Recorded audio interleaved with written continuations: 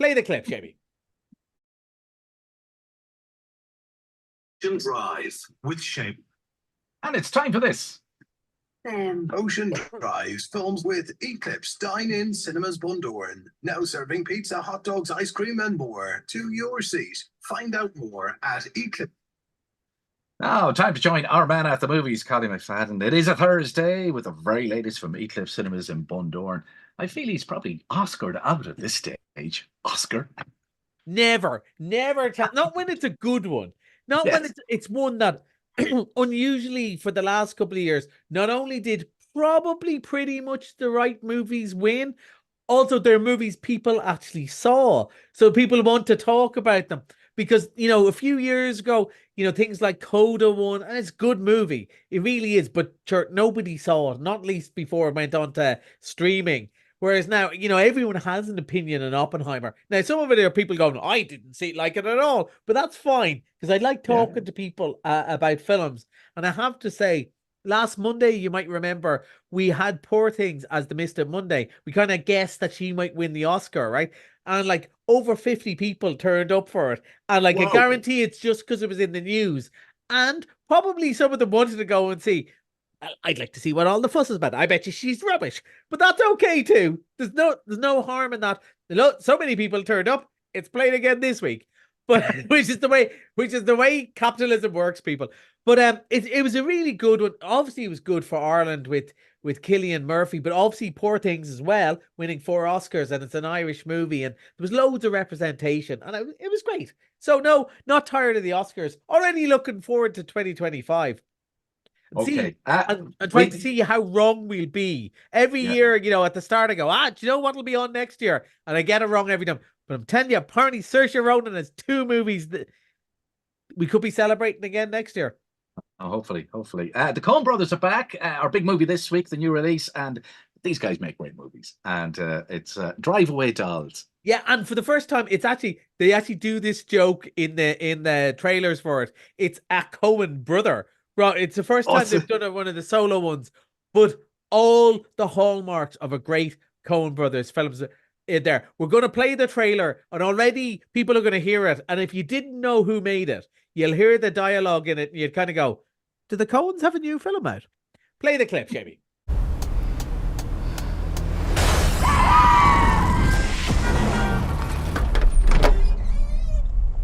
What? Don't touch it. I saw this movie once where they come across this box and they open the box. The case. And it was really, really bad. I just want to know what's going on. I bet it's locked.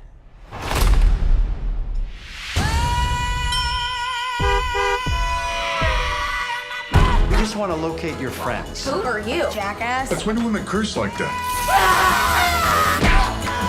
Those girls just drove off with something we need. We gotta call the cops. Cool your jets. Here's what we do. Sell it back, shake them down. That is about the dumbest thing I've ever heard. And I'm a cop. Yeah, baby. Who are you? Save the sanctimony. And hand over the million smackers. We should see what's in here.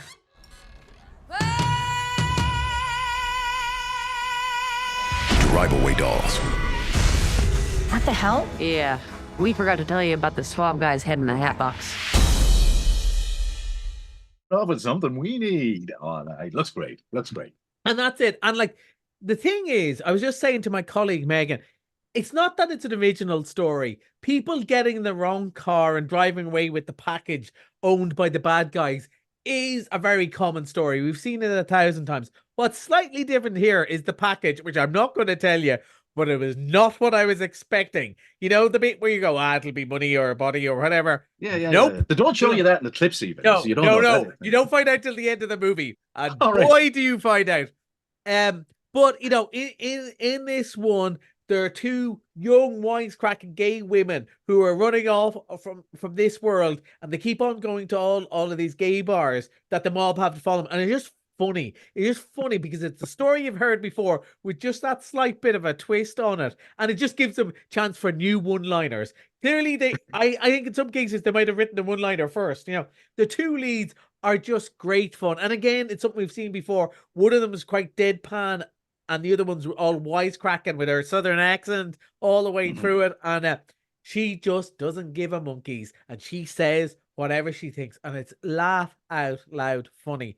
And might be the shortest non-children's movie of the year, 87 minutes. So it flew by, but I was so entertained by this. And, we were talking about Oscars. It's not going to win any Oscars because there's nothing particularly standout or original about it. It's just a good time, Seamie. Now, it is 15s. It is a bit rude.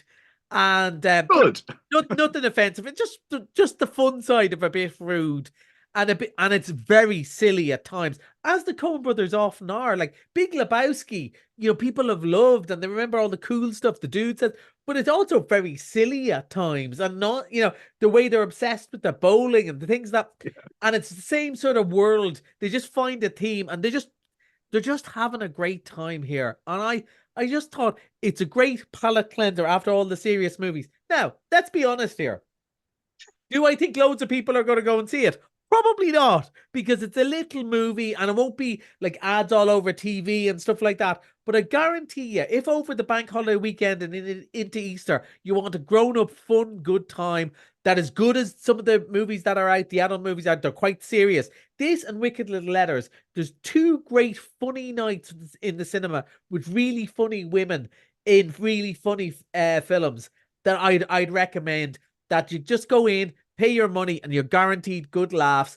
Will you remember the name of this movie in 6 months' time? Probably not, but you'll remember the good night that you had.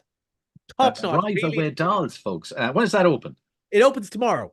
Tomorrow. Okay, that looks really good indeed.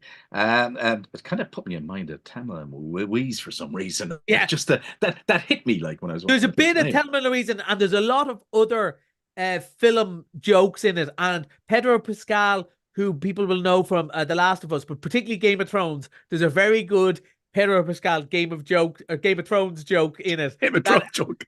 And I bet you there's Thelma and Louise bits, even the way they're dressed, like they're having fun. They know what they're doing, and they know what, not copying, let's say paying tribute to. It's really good fun. Okay. Now, well, I told you I went to Dune 2. Yeah, we discussed that last week, and it's just good. I think I'm going to go back for a second take. Well, I think I'm going to go back and see it again. I just so much. I've talked to so many people who've seen it. Well, I don't know how you can. My big problem, my great friend Richard Gillespie, who's coming over for a visit tonight.